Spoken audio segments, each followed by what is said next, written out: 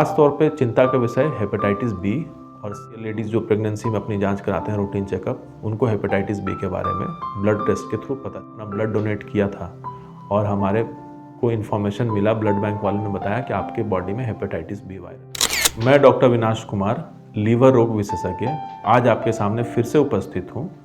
आज हमारा चर्चा का विषय होगा हेपेटाइटिस। हेपेटाइटिस से हम क्या समझते हैं? अगर हम देखें तो हेपेटाइटिस एक अंग्रेजी शब्द है जिसका मतलब होता है लीवर में सूजन होना। आमतौर पे लोग समझते हैं जैसे अपेंडिसाइटिस, कोलाइटिस, जैसे अपेंडिक्स में सूजन होता है, आंतों में सूजन को कोलाइटिस कहते हैं। उसी तरह हेपेटाइटिस का मतलब होता है लीवर में सूजन होना। सूजन होने के बहुत सारे कारण होते हैं। ये वायरल कारण हो सकता है जिसमें हेपेटाइटिस ए, ई, बी और सी आते हैं। ये अल्कोहल के कारण हेपेटाइटिस हो सकता है, ऑटोइम्यून हेपेटाइटिस होते हैं, या बहुत सारे दवा जो आपके लीवर को सूट नहीं करता है वो भी आपके लीवर में सूजन करा सकता है। लेकिन खासकर आज हम आपको वायरल हेपेटाइटिस के बारे में बताएंगे। तो वायरल हेपेटाइटिस निम्न तरह का होते हैं, जैसे हेपेटाइटिस ए और ई जो खान पान से होता है, जो बरसात के सीज़न में हम लोग नॉर्मल जॉन्डिस जिस वायरस के कारण होता है उसको हम लोग हेपेटाइटिस ए और ई मान के चलते हैं। लेकिन खास तौर पे चिंता का विषय हेपेटाइटिस बी और सी है। आज तो हम विशेष रूप से चर्चा करेंगे हेपेटाइटिस बी के बारे में। हमारे पास अमूमन पेशेंट जब आते हैं तो वो कहते हैं कि सर हमने अपना ब्लड डोनेट किया था और हमारे को इन्फॉर्मेशन मिला, ब्लड बैंक वालों ने बताया कि आपके बॉडी में हेपेटाइटिस बी वायरस है।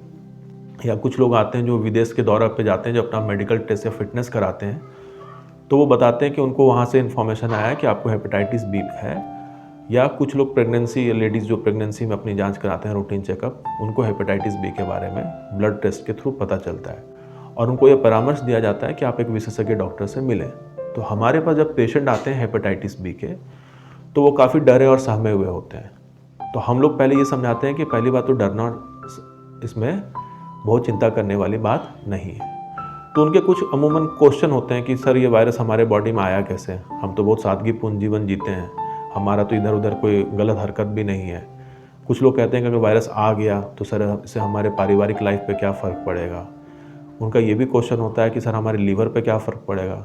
इस वायरस के साथ हम घर में कैसे दूसरे लोगों के साथ रहें और इसका इलाज क्या है?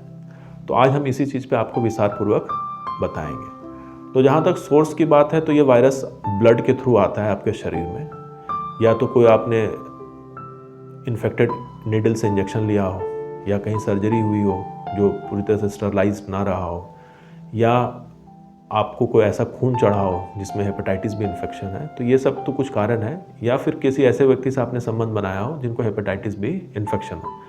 लेकिन ये देखा गया है कि ये वायरस नॉर्मली माँ के रास्ते बच्चों में आता है। उसका सबसे बड़ा कारण क्या है कि पहले के ज़माने में अगर आपको ध्यान होगा, जो सिरिंज यूज़ होता था वो होता था ग्लास का सिरिंज, और उसमें स्टील की निडल होती थी जिससे लोग एक दूसरे से को देते थे इंजेक्शन, खाली स्पिरिट से पोंछ के या पानी में उबाल कर। लेकिन उससे पूरी तरह से स्टरलाइजेशन अचीव होता नहीं था, और अगर किसी एक को इन्फेक्शन रहा तो वो एक से दूसरे को पट जाता था। आज के डेट में डिस्पोजेबल सिरिंज यूज़ होता है और स्टरलाइजेशन की टेक्निक बहुत अच्छे हैं। तो आज के डेट में इन्फेक्टेड निडल से इन्फेक्शन होना या फिर ऑपरेशन के समय इन्फेक्शन होना के चांसेस बहुत ही कम है। लेकिन जिनको पहले हो रखा है उनसे आपको वायरस आ सकता है। उसमें सबसे कॉमन है आपकी मदर। तो अगर किसी को भी अपना वायरस पॉजिटिव मिलता है तो एक सामाजिक एक दायित्व है कि आपको ये समझना है कि अगर ये डॉक्टर कह रहे हैं कि आपको हो सकता है आपको वायरस आपकी मदर से मिला हो, तो आपको आपके बाकी भाई बहन के भी जांच करवाना है, सो दैट कि उनको भी अगर वायरस रहा तो सही समय पे पता चले और उनका इलाज हो सके। पहला चीज। दूसरा कि वायरस आपकी लीवर को क्या डैमेज कर सकता है। बहुत सारे केसेस में वायरस सिर्फ आपके बॉडी में प्रेजेंट रहता है, बहुत देर तक इसमें कोई हानि होने के चांसेस नहीं है। लेकिन ये आगे जाके लिवर सिरोसिस या लीवर में ट्यूमर कराने की क्षमता रखता है। तो इसलिए अगर वायरस पता चले तो उसका एक संपूर्ण इलाज और संपूर्ण जांच होना चाहिए। अब क्वेश्चन है कि वायरस अगर हो गया तो भाई दूसरों के साथ हम रह सकते हैं कि नहीं? खूब आराम से रह सकते हैं, किसी तरह कोई दिक्कत नहीं। ये वायरस छूने से, साथ में रहने से, खाने से, एक बर्तन इस्तेमाल करने से नहीं फैलता है। लेकिन हाँ, आपको अपना जो टूथब्रश है, जो टंग क्लीनर है, जो नेल कटर है या सीज़र है जिसमें आपको ज़रा भी चांस है कि उसमें आपका ब्लड टच हो सकता है या दूसरे को लग सकता है, तो उसको आपको दूसरों से अलग रखना है। अब एक और क्वेश्चन लोग पूछते हैं कि भाई ये वायरस हमारे शरीर में तो है सर, लेकिन इससे हमारा पारिवारिक लाइफ पे क्या असर पड़ेगा? तो पारिवारिक लाइफ पे कोई असर नहीं पड़ता है, खाली आपको अपनी वाइफ को हेपेटाइटिस बी का वैक्सीन है वो दिलवा देना होता है, अगर आपकी वाइफ हेपेटाइटिस बी से अभी तक नेगेटिव है तो। एक बार वैक्सीनेशन होने जाने के बाद उनमें एक सर्टेन अमाउंट एंटीबॉडीज जो बन जाते हैं, तो उसके कारण फिर उनमें नॉर्मल हस्बैंड वाइफ की तरह रह सकते हैं, उससे आपसे वायरस उनमें नहीं जाएगा। जहाँ तक इलाज की बात है, तो इलाज के लिए कुछ और टेस्ट आपको कराने होते हैं। ऐसा नहीं कि हर वायरस है आपके बॉडी में तो उसका एक ट्रीटमेंट होता है। अगर वायरस का सबसे इम्पॉर्टेंट चीज़ है कि वायरस की संख्या को देखी जाती है, उसमें एक वायरल लोड करके जांच होता है, जो डीएनए जांच होती है, उसमें ये पता चलता है कि वायरस आपके शरीर में है तो, लेकिन कितनी संख्या में है। अगर वायरस की संख्या कम है, 100, 200, 400, 500 है, तो ट्रीटमेंट करने की ज़रूरत नहीं होती है, उसको सिंपली आपको फॉलोअप करना होता है। बहुत से केसेस में वायरस अपने आप आपके बॉडी से बाहर हो जाता है।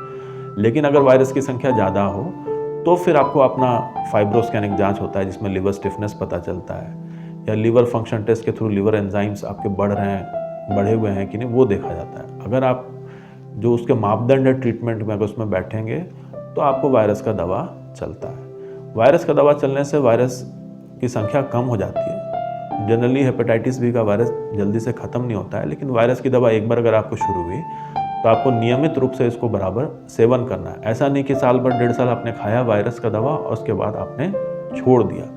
तो वायरस का दवा एक बार शुरू हो तो उसको लंबे समय तक चलाना होता है, और आपको हर 6 महीने या 3 महीने पे अपने डॉक्टर से रेगुलर बेसिस पर परामर्श लेना होता है।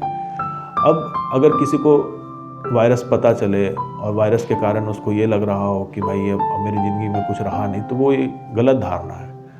वायरस है, वायरस कुछ एक लोगों में ही प्रॉब्लम करता है, बहुत सारे लोगों में कोई प्रॉब्लम नहीं करता है।